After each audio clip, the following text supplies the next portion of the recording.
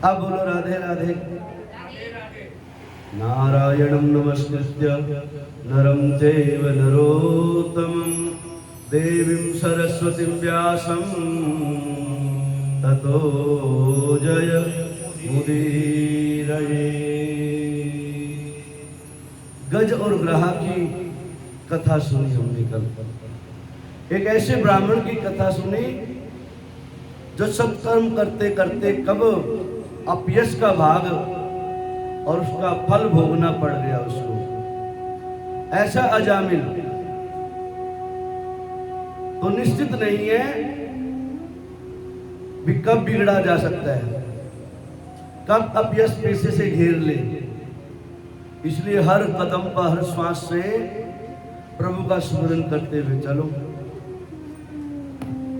निश्चित होकर मत बैठ जाना कभी भी ऐसे कि बस बहुत जप कर लिया, बहुत कथा सुन ली, बहुत भजन कर लिया। नहीं, आज 2 माला फेरी है, कल 4 फेरने का अभ्यास करो।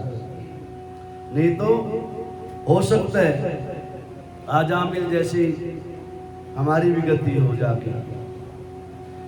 अच्छा था आजामिल के जीवन में नारायण नाम समा गया। वो चाहे पुत्र के रूप में ही आया हो, पुत्र का ही नाम रखा हो नारायण, लेकिन नारायण की कृपा हुई। नारायण भगवान की अनेकों प्रकार की कथाएं चली आगे। कश्यप ऋषि की अनेकों पत्नियां थी, उनमें से दिति और अदिति। देवता और दानवों में, देवता और राक्षसों में दिन रात युद्ध चलते रहते थे, झगड़ा चलता रहता था। और कश्यप की जो 2 पत्नियां हैं, दिति और अदिति। दिति दैत्यों की माता, अदिति देवताओं की माता। एक पिता और उनकी 2 प्रकार की संतानें। अब आपस में बातें चलती है परिवार में। दिति महारानी भी कहते महाराज ये झगड़ा कब तक चलता रहेगा, और अदिति भी कहती है ये झगड़ा कब तक चलता रहेगा।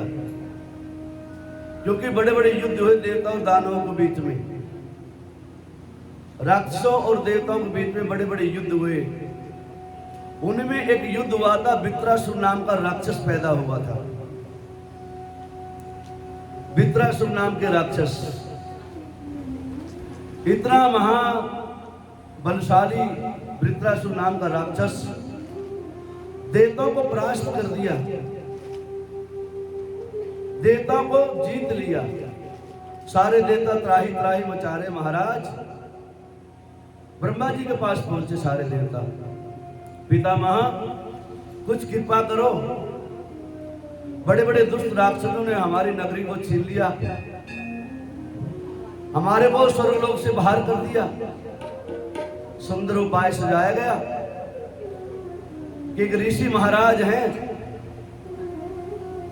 एक ऋषि महाराज हैं, एक तपस्वी हैं, रात दिन हरि का सुमिरन करते हैं।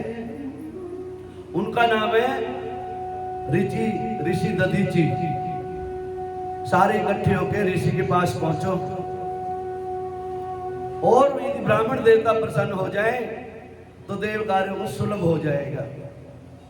सारे देवता इंद्र के साथ में बैठ करके पालकियों में दधीचि ऋषि के आश्रम में आ गए। महाराज दधीचि ऋषि ने देखा सारे देवता लोग आए मेरे दरबार में, प्रसन्न हो गए। दधीचि ऋषि श्री राधे माता बोलो मत बस। हाँ अब बोलो राधे राधे। दधीचि ऋषि ने आदर सम्मान किया। देर नहीं लगाई दानवों देवताओं ने मांगने के लिए। महाराज बड़ी विकट स्थिति आ गई है, आपकी कृपा हो जाए, आपसे कुछ मांगने आए हैं। क्या मांगना चाहते हैं? कहते हैं वृत्रासुर नाम का राजा हुआ, राक्षस है, बहुत बड़ा भारी राक्षस दानव। उसने हमारी नगरी को जीत लिया, स्वर्ग के ऊपर आक्रमण कर दिया। और ब्रह्मा जी ने कहा है यदि देवता ब्राह्मण देव प्रसन्न हो जाएंगे ना तो आपके राजपाट द्वारा से मिल जाएगा। मेरे लायक सेवा महाराज, अब ब्राह्मण के पास क्या होता है? पोथी पत्रा होता है, गले में माला होती है, जनेऊ पहने होते हैं, चोटी होती है। देवता लोग आए हैं, महाराज हमारा जीवन धन्य हो जाएगा, आप कुछ मांगो तो सही। लेकिन वो मांग लिया जो नहीं मांगना चाहिए था। देवता स्वार्थी हुए ना, अपना काम सिद्ध करने के लिए ब्राह्मण देवता के पास में आए। महाराज चाहिए कुछ नहीं, आप 90 वर्ष के, 200 वर्ष के, 400 वर्ष के हो चुके हो, क्या करोगे हम? ठीक है महाराज बोलो तो सही, संकोच किस चीज का है? बिना संकोच के जो है मांग लो, हम तो देने वाले बने हैं, मांगो तो सही। भाव सच्चा लेके आओ जो ना ब्राह्मण के पास, तो दे देंगे सारी चीजें।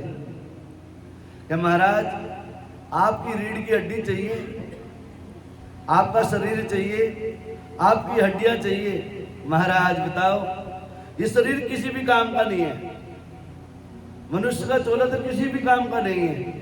मेरी हड्डियों का, बुढ़ापे की हड्डियां हैं, किसी काम की नहीं है। फिर भी आपके कुछ काम आ जाए, शरीर देवताओं के काम आ जाए, धर्म के काम आ जाए, देश के काम आ जाए, तो ये शरीर आपको न्यौछावर। अब ऋषि जी ने समाधि लगाई। महाराज देखो ऐसे तो मेरी चमड़ी खींचोगे तो दर्द होगा, मैं समाधि लगाता हूं और आप चाहे जो कर लेना, बस फिर तो कोई दुख है नहीं मेरे को। दधीचि ऋषि ने समाधि लगाई और प्राणवायु को ऊपर चढ़ाया, ब्रह्मांड से प्राणवायु को ऊपर निकाला, सदा सदा के मैं प्रभु परम पिता परमात्मा के चरणों में विलीन हो गए। दधीचि ऋषि रह गए, गाय माता को बुलाया गया। गाय माता ने दधीचि ऋषि को चाट चाट के शेष रह गई तो हड्डी। अब हड्डियों का वज्र का निर्माण होना चाहिए। विश्वकर्मा जी को बुलाया गया, गंगे मैया को बुलाया गया। मैया ऋषि की हड्डियों को पवित्र कर दो, शुद्ध कर दो। और हे विश्वकर्मा जी, आप तो बड़े बड़े निर्माण करते हो, एक वज्र का निर्माण करो दधीचि ऋषि की, क्योंकि दधीचि ऋषि की हड्डियां इतनी शक्तिशाली थी। रात दिन नारायण कवच का पाठ किया करते थे, गायत्री संध्या उपासन किया करते थे, इतनी शक्तिशाली थी, हाथ नहीं लगा सकते थे कोई ऋषि को। आज वज्र का निर्माण हुआ और आज इंद्र को वो वज्र का जो अस्त्र था वो प्राप्त हुआ और देवताओं ने चढ़ाई करी वृत्रासुर के ऊपर। और वृत्रासुर का आज सदा सदा के लिए देवताओं के निमित्त कार्य करने के लिए वृत्रासुर ने अपने मृत्यु का अपहरण कर लिया। गुरु शंकर भगवान की। अब बोलो राधे राधे। अब इस प्रकार से जो है वृत्रासुर का उद्धार हुआ। महाराज वृत्रासुर ऐसा क्यों था, क्या था? एक समय की बात है, इंद्र की नगरी में, इंद्रलोक में, जहाँ इंद्र भगवान रहते थे, देवताओं के साथ में आनंद ले रहे थे, नाच गा रहे थे, अप्सराएं गान कर रही थी। बृहस्पति महाराज का आना हो गया वहां पर, लेकिन नाचने और गाने में, मस्ती करने में भूल बैठे घर में आ कौन रहे जा कौन रहे। गुरु महाराज कहते भैया कितने भी मस्ती में हो, कितने भी नशे में हो, पहली बात तो ऐसा नशा ही मत करो कि पहचान ही भूल जाए, छोटे और बड़े की मर्यादा ही भूल जाओ। लेकिन जब घर में कोई सत्संगी आ जाए, ब्राह्मण आ जाए, गुरु महाराज आ जाए, अतिथि आ जाए, उसकी पहचान के लिए होश में रहना चाहिए। बृहस्पति महाराज जी का आगमन हुआ, लेकिन इंद्र ने आनंद के वशीभूत होकर के अप्सराओं का नृत्य देख रहा था। गुरु महाराज को नहीं पहचाना, गुरु आए हैं कि नहीं आए वो भी नहीं पहचाना। बृहस्पति महाराज जी नाराज हो गए और वहां से नाराज होकर चले गए। जब रामलीला खत्म हुई, जब ध्यान आया इंद्र को, गुरु महाराज की छाया देखी थी मैंने थोड़ी देर पहले, शायद गुरु आए हैं। अब पछताए होते क्या, जब चिड़िया चुग जाए खेत। बड़ी गिलानी हुई, ब्रह्मा जी के पास पहुंचे। ब्रह्मा जी ने कहा, महाराज हे इंद्र, गुरु का अपमान, ब्राह्मण का अपमान, माता पिता का अपमान, संत का अभिमान, अतिथि का अपमान करना जीवन में सबसे बड़ा कलंक मान लेना चाहिए, उसका यश खत्म हो जाता है। महाराज क्या किया जाए, गुरु जी तो नाराज है और यज्ञ करना है, मुझे कोई यज्ञ करना है। महाराज जब तक बृहस्पति महाराज प्रसन्न ना हो, जब तक आप किसी और को जो है ना पुरोहित बना लो अपने यज्ञ का। आप किसको पुरोहित बना जाए? एक त्वष्टा नाम के ऋषि हुए, उनके पुत्र थे। उन पुत्र को जो है बड़े आचार्य थे, वो कर्मनिष्ठ थे। उनको जाके निमंत्रण दे दिया, महाराज मैं यज्ञ करना चाहता हूं, मेरे यज्ञ की रक्षा करो और आप पुरोहित बन जाओ। इस प्रकार से उस पुरोहित ने उस यज्ञ को करवाया। लेकिन वो जो त्वष्टा के पुत्र थे, जो यज्ञ के आचार्य बने थे, वो राक्षसों के भांजे लगते थे, राक्षस उनके मामा लगते थे। तो इंद्र के यज्ञ के अंदर काफी आहुति देवताओं के निमित्त देते थे और एक दो आहुति राक्षस के निमित्त देते थे।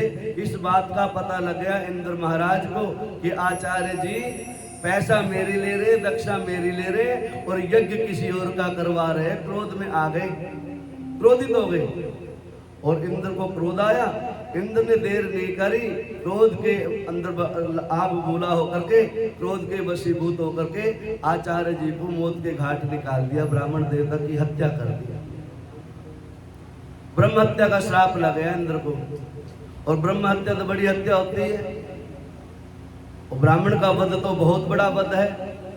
गाय का मारना भी शायद प्रायश्चित हो सकता है, कन्या को मार के भी शायद प्रायश्चित कर सकते हैं, लेकिन ब्राह्मण का तिरस्कार किया हुआ प्रायश्चित नहीं कर सकते। आप दंड का भोग भोगना पड़ेगा। अब इंद्र मारा, ब्रह्म हत्या पीछे पीछे इंद्र आगे। कहां जाए? ब्रह्मा जी ने युक्ति से आई, भैया सुनो, कोई तो आएगा, ऐसा जीव होगा। तो ब्रह्म हत्या 4 भागों में बांट दी। वृक्षों ने ली, नदी ने ली, पृथ्वी माता ने ली, समुद्र ने ली, और जो मातृशक्ति है ना, इन्होंने ली। आपको जो 5 दिन मिलते हैं महीने में, पूजा भजन नहीं करना है, वो ब्रह्म हत्या के कारण से ही है। समुद्र में जो झाग उठती है, वो झाग भी ब्रह्म हत्या का है। जो ऊसर भूमि है, जिस भूमि में कोई पेड़ पौधा उगता ही नहीं है अनेकों प्रयास करने से, वो भी ब्रह्म हत्या का ही श्राप है। इस प्रकार से ये 4 लोगों ने ब्रह्म हत्या को अपने ऊपर ले लिया। तब इंद्र जो है ब्रह्म हत्या से जो दोष था उससे मुक्त हुए। अब बोलो राधे राधे। अब इस प्रकार से आगे कथा चलती है। कल हम बहुत सुंदर प्रसंग जो चल रहा था, अब ऐसे बैठे बैठे सुखदेव जी महाराज कथा सुना रहे हैं राजा परीक्षित को। राजा परीक्षित के मन में भाव आया, महाराज हमने सुना भगवान जो पक्षपाती हैं, भगवान पक्षपाती हैं। देवताओं को अगर किसी प्रकार का कष्ट आ जाते हैं ना, तो भगवान उनकी रक्षा करने के लिए भाग लेते हैं। राक्षसों ने ऐसा कौन सा दोष किया था? राक्षसों ने ऐसा कौन सा पाप किया था? जब भी पता लगता है, जब भी राक्षसों को भगवान मार देते हैं, लड़ने झगड़ने के लिए आ जाते हैं। भगवान तो नारायण तो सबके एक जैसे होते हैं ना। क्या राक्षस, क्या देवता, क्या दानव, क्या मानव, क्या गंधर्व, क्या पितर, सबके लिए तो भगवान एक जैसे होते हैं, समदृष्टा होते हैं भगवान। तो सुखदेव जी महाराज कहते हैं, बेटा ऐसा नहीं है। मेरे प्रभु ने जिसने जैसा किया वैसे ही प्रभु ने उनको दर्शन दिया, अनेकों उदाहरण दिए। राजसूय यज्ञ हुआ, शिशुपाल का वध किया, शिशुपाल की 99 गलतियों को क्षमा किया भगवान ने। भगवान ने कहा भैया तेरी अनेकों गलतियों को बिसरा सकता हूं मैं, लेकिन कब तक, कितनी गलतियों बिसराऊं? हर रोज ही आदत पड़ गई आपको तो गाली देने की। हर रोज का नियम थोड़े है। यदा कदा किसी कारण से द्वेष हो जाता है, झगड़ा हो जाता है तो दी जाती गाली। शिशुपाल को कहा था भैया जब 100 गाली पूरी हो जाएगी ना, जब तेरे को प्रसाद दे दूंगा मैं। तो भगवान ने कौन सा पक्षपात किया? लेकिन शिशुपाल ने रात दिन जो ना मेरे कान्हा का स्मरण किया, नाम ले लेके गाली देता था। अरे चलिया, अरे कपटी, अरे अहंकारी, अरे दुष्टों का विनाश करने वाले, छल कपट करने वाले। कान्हा ने कुछ नहीं कहा जब 100 गाली पूरी हो गई, मेरे प्रभु ने सुंदर जो शिशुपाल को अपने यहाँ बुला लिया, सुदर्शन चक्र से उसका सर कलम कर दिया, सदा सदा के लिए अपने लीन कर लिया। रावण की बात कर रहे हो तुम? रावण की भी अनेकों प्रकार की गलतियों को माफ किया मेरे प्रभु ने। कौन कहता है राक्षसों पर दया नहीं करे? रावण के ऊपर कृपा करी, शिशुपाल के ऊपर करी, वृत्रासुर के ऊपर कृपा करी, और हिरण्याकश्यप के ऊपर, हिरण्याक्ष के ऊपर कृपा करी। कौन कहता है मेरे प्रभु पक्षपाती है? अब आगे चल करके कहते भैया मेरे प्रभु तो इतने दयालु हैं कि राक्षसों के यहां पर भी मेरे प्रभु के भक्तों ने जन्म लिया, वहां जाके कृपा करी। अपने भक्तों का उद्धार करने के लिए मेरे प्रभु वहां पर भी पहुंचे। महाराज कहते भक्त हुए प्रहलाद, किसके पुत्र थे? कयाधु नंदन, हिरण्याकश्यप के पुत्र। हिरण्याक्ष जब मारा गया, हिरण्याकश्यप को क्रोध आया अपने भाई के लिए, भगवान से बदला लेने के लिए हजारों वर्षों का कठोर तप किया और ब्रह्मा जी से वरदान मांगा, प्रभु हे पितामह ऐसा वरदान दो मैं आपकी बनाई हुई सृष्टि में किसी पे नहीं मारा जाऊं। ब्रह्मा जी कहते भैया मैं भी समय के चक्कर में पड़ता हूं, मैं भी मृत्यु को प्राप्त होता हूं। मेरी सृष्टि में बनाई हुई कोई ऐसी चीज नहीं है जिसको मृत्यु वर्ण ना करती हो। और कोई वरदान मांगो, अमर तो मैं भी नहीं हूं, मैं भी यहाँ कुछ समय के लिए पोस्टेड होके आया हूं। और कुछ मांगो, ये वरदान नहीं दे सकता हूं। जिसने यहाँ जन्म लिया है वो मृत्यु को वर्ण करके ही जाएगा, बगैर मृत्यु के नहीं जा सकता। हिरण्याकश्यप कहते महाराज ऐसा वरदान दो ना देवता मारे, ना देव ना मारे, न दिन में मरो न रात में मरो, न ऊपर न मरो न नीचे मरो, न दिन में मरो न रात में मरो, न आपकी बनाए हुए महीनों में समय में मरो। तथास्तु। ब्रह्मा जी ने तुरंत आशीर्वाद दिया, बेटा कुछ रहेगी और मांग ले। कहते नहीं महाराज इतने बहुत है। आज मेरे प्रभु की कृपा होती है, उसी हिरण्याकश्यप के घर के अंदर एक पुष्प पल्लवित और पुष्पित होता है। कयाधु नंदन भक्त प्रहलाद, जितना दुष्ट हिरण्याकश्यप था उतनी ही सुशीला सौभाग्यशालिनी कयाधु थी।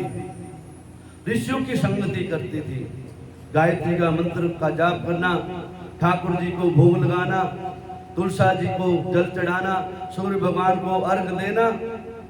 और जिस समय हिरण्याकश्यप चले गए तपस्या करने, उसी समय कयाधु के गर्भ के अंदर भक्त प्रहलाद पुष्पित और पल्लवित हो रहा था। और उसी समय जब पता लगा हिरण्याकश्यप तो चला गया जंगल में तप करने के लिए, 100 साल के लिए 200 साल के लिए जितना भी समय तप किया, और इधर से जो ना कयाधु ने अपने घर में संगतों को, भक्तों को और ब्राह्मणों को बुला के पूजन भजन करने लग गए कि मेरे जो गर्भ के अंदर जीव पल रहा है वो भक्त का, भगवान का भक्त कहलाए। ये नारद आदि ऋषियों की, ये ब्राह्मणों की, ये पितरों की कृपा थी कि कयाधु के बीच में, गर्भ के अंदर और उस राक्षस नगरी के बीच में एक ऐसा पुष्प पल्लवित हुआ जिसका नाम कहलाया भक्त प्रहलाद। हिरण्यकश्यप आए, बधाइयां दी सबने, बधाइयों महाराज बच्चा हुआ। आप बच्चा छोटा सा बड़ा हुआ, गुरुकुल में भेजा। हिरण्यकश्यप का गुरुकुल था, यूनिवर्सिटी चलती थी, उसके प्रिंसिपल थे, उसके कुलपति थे संडामर्क नाम के आचार्य। क्या नाम था? संडामर्क। नाम देखो कितना सुंदर है, नाम से पता लगता कितना शैतान होगा। हाँ, नाम से पता लगा, नाम भी ऐसे संडामर्क, सुनने से पता लगता था कैसा होगा। सांड जैसे भिड़ने वाला, किसी से भिड़ जाए। वहां भेज दिया। संडामर्क ने, महाराज क्या आज्ञा? बेटा जैसे हमारा खानदान की रीति रिवाज है सारे काम सिखा दो। हम देवताओं को लड़के रात दिन देवताओं से लड़ते रहते हैं, वो सारी शिक्षा दीक्षा दो। ठीक है महाराज, जो आज्ञा आपकी। मालिक का ऑर्डर तो पास होता है ना। क्या कुलपति, क्या प्रिंसिपल, जो नौकरी देख रहा है उसकी चाकरी करनी पड़ेगी ना। ठीक है महाराज। एक दिन हिरण्यकश्यप का जाना हो गया गुरुकुल में। गुरुकुल का विहंगम दृश्य देख करके चकरा गया, आवाज लगाई, अरे संडामर्क कहाँ मर गया? अरे क्या कह रहे हैं, क्या पढ़ा रहे हो तुम? महाराज क्या हो गया? देख क्या क्या पढ़ रहे हैं बच्चे। क्या पढ़ रहे हैं महाराज? बच्चों को, प्रहलाद की पूरी टोली को पढ़ाया, सामने बुलाया। क्या गा रहे हो? ओम नमो भगवते वासुदेवाय, ओम नमो भगवते वासुदेवाय, ओम नमो भगवते वासुदेवाय, ओम नमो भगवते वासुदेवाय। अरे निकम्मो, ये क्या पढ़ रहे हो? मेरे शत्रु का नाम ले रहे हो, उस कान्हा का नाम ले रहे हो, उस गोविंद का नाम ले रहे हो, नारायण का नाम ले रहे हो। गुरुजी ने यही पढ़ाया? ना ना ना ना, गुरुजी ने पढ़ाया। फिर गुरुजी ने क्या पढ़ाया? गुरुजी तो पढ़ाते नहीं है, गुरुजी तो कमरे में बैठे बैठे खर्राटे मारते हैं। अब गुरुजी को लपेट दिया।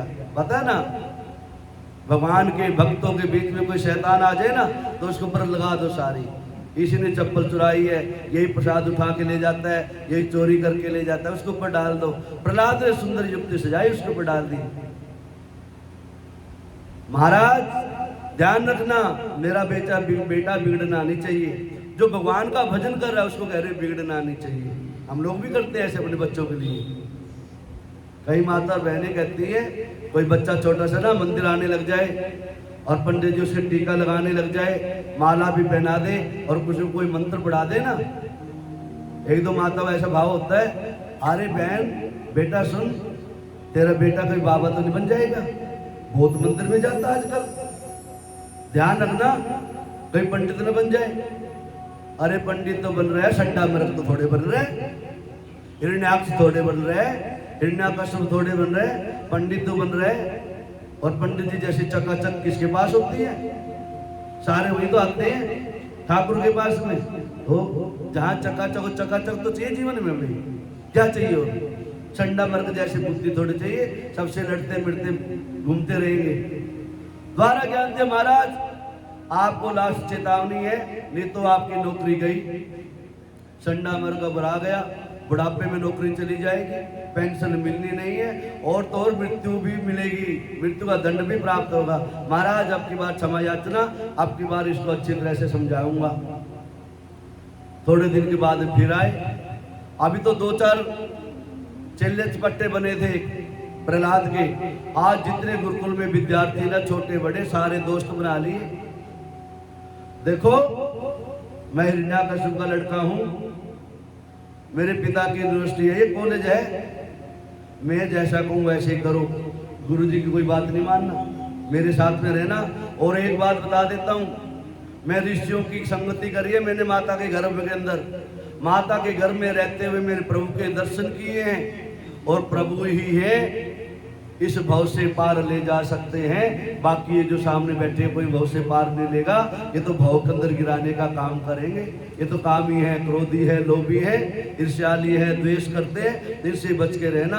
आज सारी मंडली जो है ना एक ही मंत्र का जाप कर रही है, श्रीमन नारायण नारायण नारायण भजमन नारायण हरिहर नारायण नारायण श्रीमन नारायण नारायण।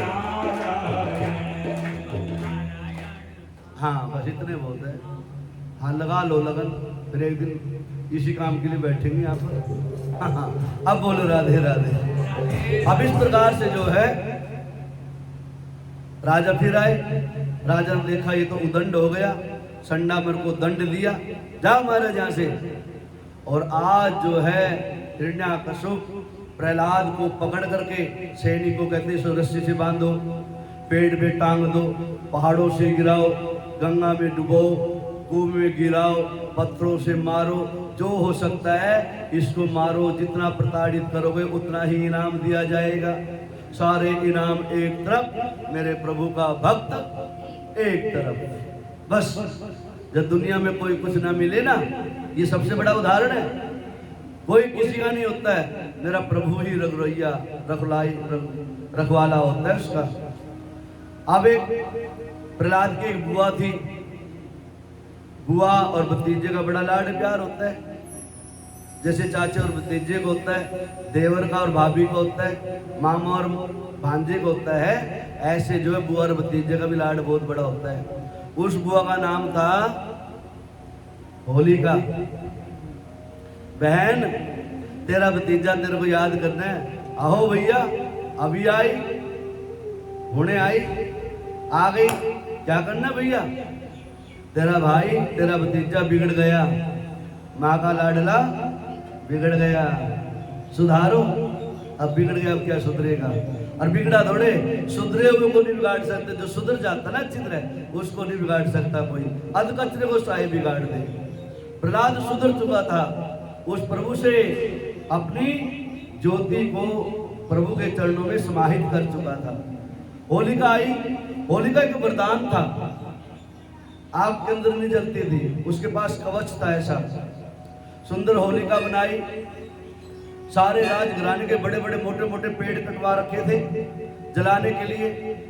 होलिका को बीच में बैठा दिया और भक्त प्रहलाद को कहती है, बुआ बेटा आजा मेरी आंचल में बैठ जा। बुआ क्या करना है? प्रभु का भजन करना है। बुआ इतने बड़े लकड़ों का पहाड़ बना के ये तो चिता बना दिया आपने। कहता नहीं बेटा चिता नहीं है, ये होलिका है, होलिका। इसके अंदर बैठ के आनंद लेंगे, भजन करेंगे। और जहां भजन करने की बात आ जाए वहां भक्त प्रहलाद जैसे कूद के चढ़ जाते हैं। होलिका बुआ के गोदी में बैठ गए और होलिका के पास एक मंत्र था। अपने आप तो जलती नहीं थी, दुनिया को जला देती थी। हमारे अंदर भी होलिका जलती रहती है, काम क्रोध लोभ की। दूसरे को जला पाए ना जला पाए, अपना सब कुछ बिगाड़ लेते हैं। इसलिए कहते हैं ना, तेरे दूसरे पे से क्या लेना, तो अपना पिंड छुड़ा प्यारे। राधा कृष्णा राधे कृष्णा राधे कृष्णा गा प्यारे। बैठ गए कयादू नंदन प्रहलाद बुआ की झोली के अंदर आंचल में, और बुआ ने कहा बेटा ध्यान लगा। प्रहलाद ने ध्यान लगाया। होलिका बड़बड़ा कर जोर जोर से ऐसे दूर दूर तक दिखाई दे, हजारों किलोमीटर से होलिका जलती दिखाई दी। क्षण भर के अंदर होलिका जल करके स्वाहा हो गई, राम नाम सत्य हो गया होलिका का। हिरण्याकश्यप कह रहे आज उस भक्त का कल्याण हो गया जो मेरा दुश्मन था, मेरे दुश्मन का भक्त था। नारायण का जो भक्त था वो सदा सदा के लिए विनाश हो गया, उसका शांति की प्राप्ति होगी। ऐसे भी पुत्र, ऐसे भी बाप होते हैं कि कोई। थोड़ी देर के बाद में होलिका शांत हुई। देखा भक्त प्रहलाद कमल के पुष्प गुलाब की पंखुड़ियों के बीच के अंदर जो ना आनंद ले रहे हैं, हरिनाम का सुमिरन कर रहे हैं, गोविंद का नाम उच्चारण कर रहे हैं। ओम नमो भगवते वासुदेवाय मंत्र का जाप करते हुए बाहर निकलते। पिताजी आपको कोटि कोटि नमन, मेरी बुआ तो चल बसी। अब क्या होगा प्यारे हैं? अब क्या होगा कालिए तेरा? अब आया कालिया होश में, बेटा नहीं सुधरेगा। मैं सुधरा हूं, जितना सुधर चुका था मैं सुधर चुका हूं। पिताश्री आप सुधरो। मैं अब भी कहता हूं, अभी समय दूर नहीं है, मेरे प्रभु का नाम ले ले। अरे फिर उसका नाम लेता है, फिर नारायण का नाम लेता है मेरे सामने। भक्त प्रहलाद बार बार कहता है नारायण का नाम ले, और पिता कहता है नारायण का नाम मेरे सामने मत ले। ऐसे करते करते करते करते भक्त प्रहलाद ने अपने पिताजी के मुख से 108 बार हरि का नाम का सुमिरन करवा दिया, एक माला कंप्लीट करवा दी। बस जिस दिन हमारी कंप्लीट हो जाएगी एक माला, हम कितने भी कामी होंगे, क्रोधी होंगे, लोभी होंगे, व्यभिचारी होंगे, मेरे गोविंद की उस जीव के ऊपर कृपा हो जाएगी। अब बोलो राधे राधे। इस प्रकार से नहीं माना अभी तक। कहते हैं तेरा प्रभु कहाँ कहाँ रहता है? मेरा प्रभु कण कण में समाया है। अपने घर का खंबा था, बड़ी बड़ी अट्टालिकाओं थी, बड़ा भवन था। क्या कहते हैं तेरा प्रभु कहाँ रहता है? पिताजी जहाँ खोजो वहां देखो मेरे प्रभु को पाओ, जहाँ पाना चाहते हो। सुंदर बड़ा सा गधा लेकर बैठे हुए थे हिरण्यकशिपु, और सामने एक स्तंभ था, पिलर था। कहते इस पिलर के अंदर तेरे भगवान समाये हुए? कहता हाँ पिताश्री, मेरे भगवान तो कण कण में, ईंट में भी, पत्थर में, पत्ते पत्ते में राम समाया। देखो देखो ये राम तेरी माया। कहाँ नहीं है मेरे प्रभु? हर जगह मेरे प्रभु हैं। आप सुमरन तो करो, देखो तो सही। अस जीव, हर जीव के अंदर मेरे परम पिता परमात्मा है। छोटे में भी, बड़े में भी, पानी में भी, पत्थर में भी, पत्ते में भी, डाली में भी, तने में भी, फूल में भी, पुष्प में, हर जगह मेरे प्रभु समाये हैं। अच्छा इतना ही विश्वास है तो मैं देखता हूँ तेरे प्रभु कहाँ पर है। और तुरंत गदा उठाई और उस पिलर के अंदर मारी, और जैसे ही पिलर में टंकार मारी जोर से, और मेरे प्रभु जो है आज वो सुंदर अवतार लेकर नृसिंह रूप में अवतारित हुए। बोलो नृसिंह भगवान की जय। सुखदेव जी महाराज कहते राजन, हे परीक्षित, मेरे भगवान का ये अवतार नृसिंह अवतार भक्तों के ऊपर कृपा करने के लिए मेरे प्रभु कभी शूकर बनते हैं, कभी कुकर बनते हैं, कभी शेर बनते हैं, कभी बिल्ली बनते हैं, कभी कुत्ता बनते हैं, कभी सुअर बनते हैं, कभी मछली में बन जाते हैं। मत्स्य अवतार है क्या? मछली बन जाते हैं, वराह बन जाते हैं, नृसिंह अवतार हुए। इतना क्रोध भक्त के ऊपर, मेरे प्रभु के भक्त को जो कष्ट देता है ना, मेरे प्रभु उसको क्षण भर में नष्ट कर देते हैं। क्रोध के मारे आग बोला। सामने नृसिंह भगवान ने देखा हिरण्यकशिपु खड़ा हुआ है। हिरण्यकशिपु को तुरंत पकड़ा और जहां दहेली होती है, दहेली के ऊपर लेके बैठ गए। हिरण्यकशिपु ने कहा महाराज आप क्या मेरे को मार सकते हो? मेरे को वो वरदान प्राप्त है ब्रह्मा के द्वारे। कौन कौन से वरदान प्राप्त है बताते, थोड़ा गिना दे। अब बता, क्या ब्रह्मा की बनाई सृष्टि में बनूंगा मरूंगा, बता फिर कौन सा महीना चल रहा है? ध्यान लगाया, पुरुषोत्तम का महीना था। उनके बनाए हुए समय में नहीं मरूंगा। भैया देख ले कौन सा समय, ना रात है ना दिन है, संध्या का समय है। और बता, अस्त्र से न मरूं, शस्त्र से मरूं, ना मेरे पास हथियार है, मेरे तो नाखून ही हथियार है। और बता, न राक्षस से मरूं न दानवों से मरूं, मैं ना राक्षस हूं न दानव न मानव हूं, मैं तो नृसिंह हूं। देख सारी सिट्टी पुट्टी जो है ना 1 सेकंड में गोल हो गई। मेरे प्रभु ने नृसिंह की छाती को विदीर्ण किया और सारा खून पी लिया। क्रोध के मारे हिरण्यकशिपु का नाम राम नाम सत्य हो गया।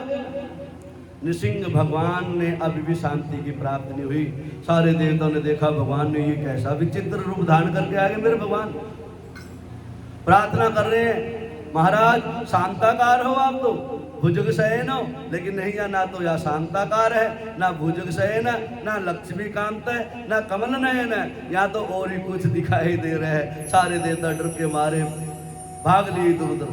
कौन शांत करे प्रभु को? अब प्रभु की जो माया है, प्रभु की जो अर्धांगिनी है, माता लक्ष्मी को बुलाएगा, माता आप आरती उतार दो प्रभु की, शायद शांत हो जाए। माता आरती का सोने का थाल लेके आई, आरती उतारने लगी। प्रभु ने मारी चिंगाड़ जोर से और सोने की थाली की आरती कहीं, माता लक्ष्मी की साड़ी का बल कहीं पर। और माता कहती भैया तो जाने तेरा काम जाने, मैं चली यहाँ से। माता लक्ष्मी बाहर खड़ी हुई, ये मेरे प्रभु नहीं है, वो शांताकारम नहीं है, वो ये भुजग सह नहीं है, ये शंख चक्र गदा धारण करने वाले विष्णु नहीं है। भैया इनसे तो तुम ही निपटो। जिसके चक्र के लिए आए, जिसको बचाने के लिए आए, जिसके लिए आए प्रभु, उसी को सामने करना पड़ गया आज देवताओं ने। भक्त प्रहलाद को कहा बेटा आप ही के कांड से तो आए प्रभु। आज छोटा सा बच्चा है, भक्त प्रहलाद आज मेरे प्रभु के सामने खड़ा हो जाता है और मेरे प्रभु के सामने खड़ा होकर के प्रार्थना करता है, प्रभु शांताकारं भुजगशयनं पद्मनाभं सुरेशं विश्वाधारं गगनसदृशं मेघवर्णं शुभांगं लक्ष्मीकान्तं कमलनयनं योगिविद्यानगम्यं वन्दे विष्णुं भवभयहरं सर्वलोकैकनाथम्। इस प्रकार से भक्त प्रहलाद ने सुंदर भाव से जो ना मेरे प्रभु की प्रार्थना करते करते मेरे प्रभु का आलिंगन कर लिया। और जैसे ही प्रभु को भक्त ने स्पर्श किया, मेरे प्रभु की आंखें खुल गई।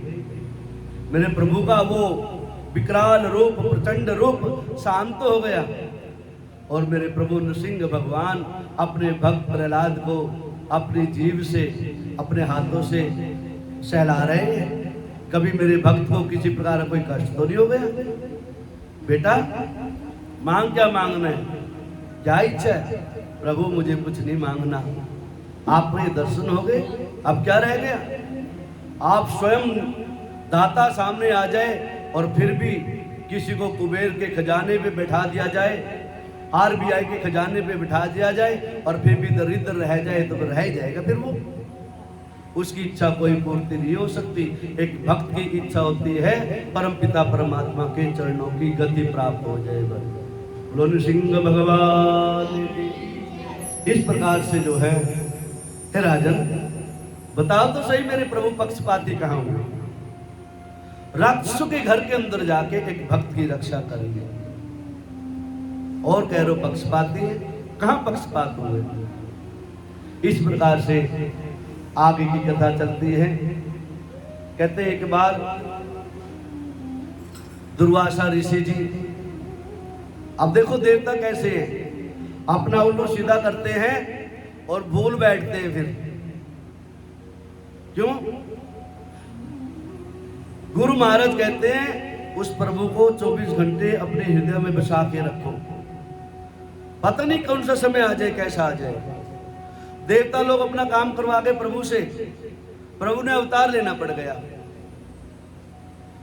अपने दुश्मनों को देवताओं से भगवान से मरवा रहे हैं और देवता लोग आराम से मार पुए खा रहे हैं और जाके फिर इंद्रलोक में वहां पर फिर नाच गान कर रहे हैं। और एक बार पिट के आगे द्वारा तो मत पिटो, सुरक्षा करो, अपनी व्यवस्था बनाओ इतनी, प्रभु को अपने बीच में समा के रखो, पतली कब कौन सा समय फिर आ जाए। एक बार कहते हैं दुर्वासा ऋषि जी इंद्रलोक में पहुंचे और दुर्वासा ऋषि ने इंद्र को कोई माला दे दी, आशीर्वाद के रूप में दे देते ना गुरु महाराज उतार के माला, किसी को मोतियों की दे दी, फूल की दे दी, कुछ भी दे दिया, बेटा इसको जाके तिजोरी में रख लेना। क्या होगा इससे? जब गुरु ने आशीर्वाद दिया, प्रभु के चरणों की प्रसादी दी, संतों ने कोई आशीर्वाद दिया है, वो ऐसा वैसा आशीर्वाद नहीं है, उसको स्वीकार कर लेना चाहिए। लेकिन नहीं, इंद्र अभिमान हो गया, कहा ऋषि ब्राह्मण इसकी दी हुई माला, मेरे यहाँ तो जो ना हीरे रत्न जड़ित मालाएं, क्या वैभव मेरा, अरे छोटी सी माला, इसको संभाल के रखूं? ठीक है महाराज रख लूंगा।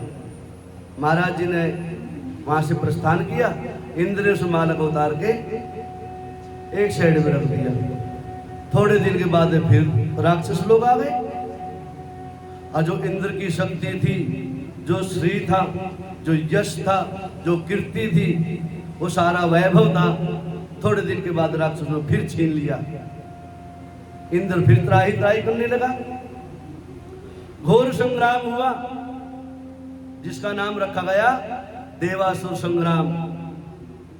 एक तरफ देवता, दूसरी तरफ राक्षस। हार गए सारे राक्षस, इंद्रासन खाली हो गया, त्राही त्राही मच गई। अब क्या किया जाए? जो बच्चा बार बार गलती करता हो ना, उसको थोड़ा सबक भी सिखाना चाहिए।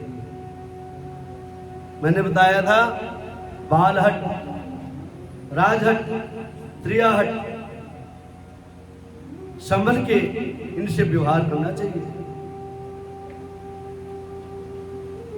कितनी भी प्यारी बेटी हो, घर घर घुमाना ना चाहिए। कितना भी प्यारा बेटा हो, हैं? ये भजन गाया करते ना माता है, होता ना। इसलिए कहते हैं कितना भी बड़ा दुश्मन भाई क्यों ना हो, फिर भेद छुपाना नहीं चाहिए। और कितने भी प्यारी नारी हो, भेद बताना नहीं चाहिए। लेकिन कलयुग का प्रताप है, हाँ बताना चाहिए। लेकिन कुछ ऐसी चीजें होती हैं, मर्यादा की होती हैं, कुछ रख लेना चाहिए अपने पल्ले, क्योंकि माता का पेट इतना डगमगाने वाला होता है, पचता ही नहीं है। कितना ही कह लो बहन ये प्रसाद ले जाना, इससे कल ही करोड़पति बन जाएगी, लेकिन ध्यान रखना किसी को बताना मत। हाँ महाराज, कल किसी को नहीं बताऊं, मैं घर वाले को भी नहीं बताऊं। और रास्ते में बहन मिल गई, बहन कहाँ से आ रहे हो? गुरु महाराज के पास से आ रही हूँ। क्या ला रहे हो? प्रसाद ला रहे हो। क्या है प्रसाद का फल? बहन वो नहीं बताना। अरे मैं तो तेरी सखी सहेली हूँ, बचपन की सहेली हूँ मैं तो तेरी, मेरे से छुपा रही है। अगल बगल देख के गुरु महाराज तो देख रहे, गुरु महाराज जी क्या देख रहे होंगे? उन्होंने तो आपको मंत्र दिया बताना मत, कि बहन वैसे तो गुरु जी ने बिल्कुल सख्त आदेश था बताना मत, लेकिन तू मेरी बचपन की सहेली है, तेरे को बता रहे, लेकिन तू मेरे को वचन दे दे, तू किसी को नहीं बताएगी। वाह, तो गुरु से बड़ी होगी, इसका मतलब गुरु जी के वचनों का पालन नहीं कर रही है और सहेली से वचन ले रही है। बहन तेरी बात मैं 100% किसी को नहीं बताऊंगा। ठीक है, गुरु जी ने कहा है कल मैं करोड़पति बन जाऊंगी। कहा ठीक है अच्छी बहन, बहुत अच्छा, अच्छा बहन मैं चलती हूँ। ठीक है, और उस बहन की 2-4 बहन थी, सखी सहेली थी, पार्क में शाम को बैठा करती थी। हाँ, बहन बड़ी खुश दिखाई दे रही है। अरे मेरी बचपन की सहेली मिल गई थी, वो गुरु जी के यहाँ से आई थी, प्रसाद लेके आई थी, और इतना दिव्य प्रसाद, इतना दिव्य प्रसाद, मेरे को आनंद आ गया। अच्छा बहन ऐसा प्रसाद? कहता हाँ सब कुछ प्राप्त हो जाता है उससे। क्या प्रसाद था? मना किया बहन बताने के लिए, मैं नहीं बताऊं तेरे को। ना ना ना ना, ये खाने खाते खाते हो मेरे को पाप लग जाएगा। अरे बहन वो तेरी बचपन की बहन होगी, मैं तो तेरी पड़ोसन हूँ, मैं तो तेरे साथ गोलगप्पे खाने जाती हूँ, मैं तो सिटी पार्क जाती हूँ, मैं तो पैसिफिक मॉल पे भी जाती हूँ, पिक्चर देखने भी जाती हूँ, तेरे से मेरे क्या छुपा है? तुम्हारा हम तो एक ही पत्तल में खाते हैं। आगे बहकाव में बहन पूछ ले दे के जो थोड़ी बहुत प्रसाद बचा था वो उनको बांट दिया। बाद में पता लगा वही ठन गोपाल बाबा जी का चुल्लू है, किसी का नहीं सुधुआ उल्लू। लास्ट में वही बने डाक के 3 पात। अब बोलो राधे राधे। देवासुर संग्राम छिड़ गया। अब इंद्र भी मारा घूम रहा है। ब्रह्मा जी के पास पहुंचे, ब्रह्मा जी कहते भी शंकर जी के पास पहुंचो, शंकर जी कह रहे विष्णु के पास पहुंचो। पहुंचे सब, विष्णु जी ने युक्ति सजा दी, भैया तुम्हारा सदा सदा के लिए झगड़ा खत्म करवा सकता हूं मैं, क्या करें? और वो झगड़ते ना। और कश्यप की 2 पत्नियां दिति और दिति, एक पिता 2 माँ, एक पिता की दोनों संतानें हैं, झगड़ा रोज का बना होता है। पिताजी ने सोचा झगड़ा खत्म हो जाए परिवार का, और दोनों माता ने भी बोला बहन दोनों भाई लड़ते हैं, अपने बच्चे आपस में लड़ते हैं, झगड़ा खत्म कर लो, समझौता कर लो, गुरु जी के पास चलो। गुरु जी के पास आ गए, सुंदर युक्ति सजाई। महाराज क्या युक्ति से जाई? कहते भैया समुद्र मंथन कर लो, उसमें से अमृत निकलेगा और अमृत पी के अमर हो जाएंगे। और कितना युद्ध करते रहना, झगड़े करते रहना, मरेगा तो कोई नहीं, और संख्या बढ़ती रहेगी। और गुरु महाराज कह रहे हैं संख्या बढ़ती रहेगी तो 90 साल की अम्मा जो बैठी जाएगी कब? 100 साल के बैठे को भेजेंगे कैसे? यहाँ तो फिर ये अधिकार जम जाएगा इनका। अभी से धमकी दे रही है, मुंह में दांत नहीं, पेट में हाथ नहीं, अभी इतनी धमकी दे रही है बहू को। बहू तो रोज कहते महाराज सुन लेना इनकी बातें, मेरा राजपाट आ जाएगा, चाबी का छल्ला गुच्छा मेरे हाथ में आ जाएगा। वो प्रार्थना करते, वो प्रार्थना क्या होगा फिर? इस प्रकार से कर फिर कैसे करें? कह रहे भैया देखो, किसी कुछ लेना हो ना झुक के लेना चाहिए, और कोई निकम्मा हो ना उसके सामने अकड़ के नहीं मत जाओ।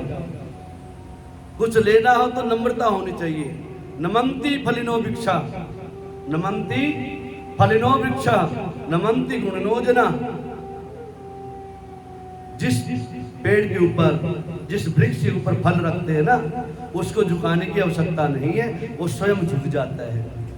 जिस जीव के अंदर गुण होता है ना, उसको झुकाने की जरूरत नहीं है, वो स्वयं नम्रता दिखाएगा आपके सामने, आपसे प्रेम दिखाएगा, आपके प्रति लगाव रहेगा। और जो ऊंट की तरह चलेगा ना, राम राम करेगा, वो ऐंठ रहेगी, महाराज जी ने कल मेरे को प्रसाद नहीं दिया, मैं क्यों राम राम करूं? लेकिन महाराज जी का कर्तव्य है, बेटा कल नहीं आया आप कथा सुनने, बहन कल क्यों नहीं आई थी कथा सुनने, आना चाहिए था।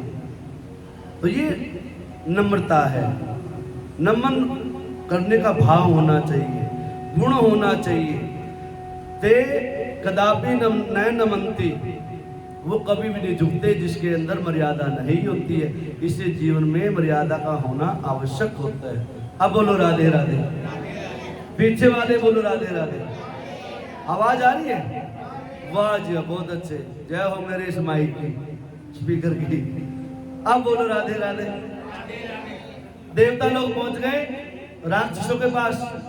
भैया तो मेरी मौसी के भाई हो, भाई हम तो आपस में हैं, समझौता करते हैं, क्या करना है? समुद्र मंथन करेंगे। उससे क्या होगा भैया? उसमें से अमृत निकलेंगे, अनेकों रत्न निकलेंगे, और अमृत निकलेगा, अमृत पान करेंगे, सभी पिएंगे, और अमृत पी के हम अमर हो जाएंगे। फिर कभी भी युद्ध करना पड़ जाए, झगड़ा हो जाए, बच्चों का झगड़ा हो जाए, माता पिता के कारण झगड़ा हो जाए, प्रॉपर्टी का झगड़ा हो जाए, फैक्ट्री का झगड़ा हो जाए, फिर झगड़ा तो हो जाएगा, लेकिन मरेंगे नहीं, कटेंगे नहीं। डॉक्टर के यहाँ पैसे देने की आवश्यकता नहीं है, पैसा बच जाएगा और हमारे शरीर की हानि भी नहीं होगी। ये राक्षसों की बात समझ में आ गई। भैया ये तो बहुत अच्छी बात है, अब चलो कैसे हो? भगवान ने युक्ति सजाई थी, मेरे प्रभु ने मंदराचल पर्वत को उठाना और वासुकी नाग को भी निमंत्रण देना। सारे देवता वासुकी नाग के पास पहुंचे। नाग देवता ने देखा आज देवताओं को मेरे को से भी काम पड़ गया। कभी कभी गधे को भी बाप बनाना पड़ता है। ये वहीं से चालू हुई थी परंपरा, गधे को भी बाप बनाना पड़ जाता कई बार। पहुंच गए नाग देवता के पास में, देखा देवता लोग आए, महाराज आवश्यकता है आपकी। बोलो महाराज। कहते हैं समुद्र मंथन करना है, उसमें अमृत निकलेगा। कहते महाराज मेरे को पिलाओगे तो मैं तैयार हूं। आहो आपको भी देंगे, इसका क्यों नहीं देंगे। तैयार हो गए वासुकीनाग। वासुकीनाग को बना लिया, रथी मथानी बना ली, और बनाते हैं ना दूध पिलोते हम लोग। आज तो चल जाते मशीन का आया, मशीन भी नहीं, अब तो बना बनाया सब कुछ आ गया। ना मथानी पता, ना कढ़ाई पता, ना डेगची पता, ना पतीला पता किसी को। मैं घर में जो पलीता लगाना सबको पता है। अब मथानी बना लिया, और अब नाग देवता को वासुकीनाग को किस पे लपेटे मंथन करने के लिए। इतना बड़ा पर्वत सुमेरु पर्वत कौन उठाए? सारे देवताओं ने राक्षसों मिलकर के सुमेरु पर्वत को उठाया। थोड़ा सा उठाया चले, सुमेरु पर्वत थोड़ा ढीले हो गए और सबके पांव के ऊपर आ पड़ी। हाय भैया, हाय भगवान, हे प्रभु बचाओ बचाओ बचाओ बचाओ। त्राही त्राही मच गई। मेरे प्रभु सुंदर रूप धारण करके आ गए। और सुंदर जो है, कौन सा रूप धारण किया मेरे प्रभु ने? महाराज कच्छप अवतार। भगवान कच्छप का रूप का अवतार गया। बोलो कच्छप भगवान की। एक कच्छप बन गए मेरे भगवान। देखो भगवान भक्तों का हित करने के लिए, भक्तों की रक्षा करने के लिए पता नहीं क्या क्या बनते हैं। कहते भैया तुम सारे मिलके मेरी पेट के ऊपर रख दो इसको, क्यों इतना भारी है, डूबेगा, तुम्हें डूबने नहीं दूंगा। भगवान के कच्छप के ऊपर सुमेरु पर्वत के चारों तरफ वासु की नाग को बांध दिया गया। देवताओं को पहले समझा दिया था, जैसे मैं कहूँ मेरे विपरीत रहना, जब भी काम होगा घर से सलाह बना के करना चाहिए। क्या क्या करना, पता लगे पुलिस के सामने मुकदमा हो गया, आप कुछ कह रहे, घर वाले कुछ कह रहे, बच्चे कुछ कह रहे हैं, सलाह करके जाओ। एक ही बात बोलने से गिरना कुएं में हो, इकट्ठे ही गिरेंगे। लेकिन ये नहीं कहीं मैं किनारे में खड़ा हो जाऊंगा और मैं इनको रस्सी से उड़ारूं, नहीं, हम तीनों ही गिरेंगे, चारों ही गिरेंगे, सब गिरेंगे। बोलो राधे राधे। अब इस प्रकार से वासुकीनाग देवताओं ने कहा भाई हम तो जो है ना मुख की तरफ लगेंगे वासुकीनाग की, और तुम राक्षस हो, तुम काले कलुट्टे हो, तुम्हारे तो कर्म भी ऐसे हो, तुम पूंछ की तरफ लग जाओ। राक्षस कहते हो अच्छा तुम बड़े बाप की संतान हो, बाप तो सबका एक ही है, हमारा भी तुम्हारा भी, माता दो ही तो क्या हुई, हम ऐसे ऐसे वे नहीं है, घर के नहीं है, हम भी उसी पिता की संतान है, फिर हम तो मुख की तरफ लगेंगे। भगवान ने पहले ही कह रखा था तुम उल्टा करना। ऐसे ही हुआ। देवता कह रहे भैया ठीक है, तुम बड़े बाप की संतानें हो, तुम बड़े हो हमारे से, तुम मुख की तरफ लग जाओ। अब सारे राक्षस मुख की तरफ लग गए, फण की तरफ, नाक की, वासुकी, और जो है बोलो राधे राधे, और सारे देवता पूंछ की तरफ। अब धीरे धीरे धीरे धीरे जो है मंथन कर रहे हैं समुद्र का। धीरे धीरे देवता लोग भगवान जी का सुमरन कर रहे हैं, ओम नमो भगवते वासुदेवाय।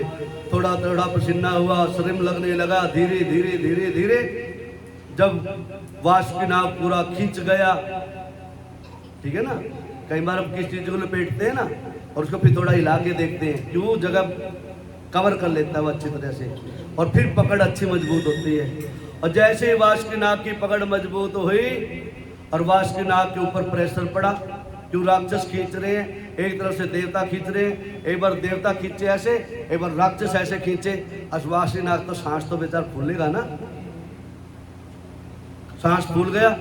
और वासुकीनाग ने मारी फुंकार, और जैसा जीव होता है उसकी वैसी फुंकार निकलती है। पंडित जी मंत्र बोलेंगे, दुष्ट आदमी गाली देगा, सत्संगी भजन करेंगे, गुणगान करेंगे, ब्राह्मण देवता मंत्र पढ़ेंगे, भक्त लोग ताली बजाएंगे, नाचेंगे गाएंगे। ये तो सबका स्वभाव। दुष्ट आदमी बाहर से चलता रहेगा, पंडित जी बेकार हैं,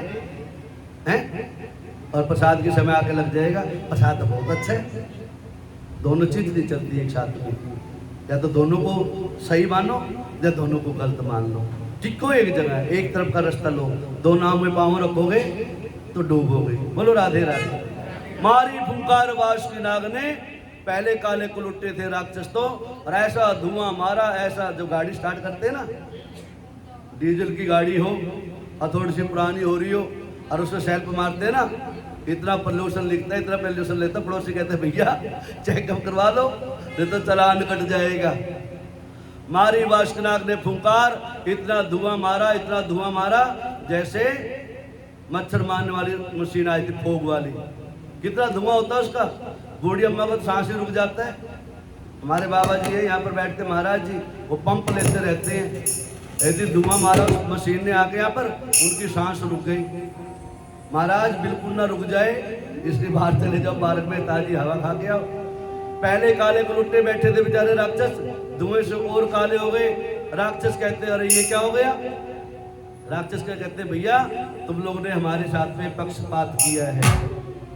देवता कहते भैया हम तो पहले मुख की तरफ लगे हुए थे, तुम ये कहते हम तो बड़े बाप के बड़े घराने के लोग हैं, इसलिए तुम्हारे को लगाया हमने, इससे हमारा कोई दोष नहीं है। समुद्र मंथन होता है, सारी जिंदगी निकल जाती है मंथन करते करते करते करते, नहीं मिलता है। लेकिन एक जीव ऐसा भी होता है उसको अमृत कलश की भी प्राप्ति हो जाती है।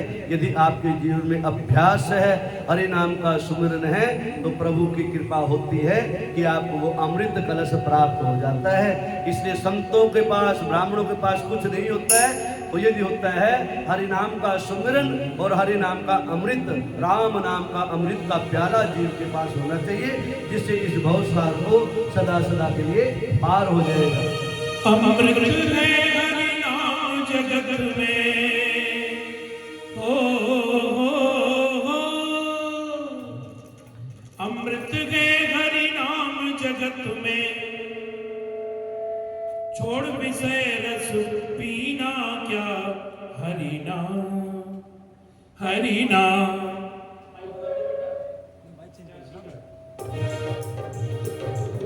हरि नाम नहीं तो जीना क्या, हरि नाम नहीं तो जीना क्या, हरि नाम नहीं तो जीना